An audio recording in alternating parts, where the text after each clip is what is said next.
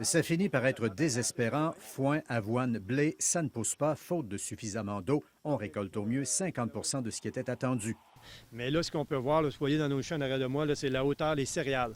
Les céréales, il va y avoir du grain. Oui, il y a du grain, mais le plant n'a pas poussé.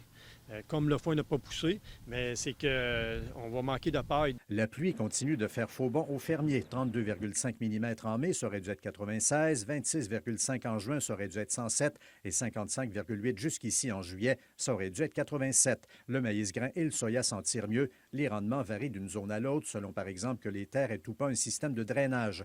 Les réclamations entrent à pleine porte à l'assurance récolte. 1561 pour le Québec jusqu'ici, dont 104 au centre du Québec et 46 en Mauricie. Et l'UPA a passé le mot à ses membres, surtout à ceux qui ne pensaient pas adresser de réclamation pour leurs pertes, d'en faire une quand même, question que les responsables de l'agriculture aient un état de situation plus précis.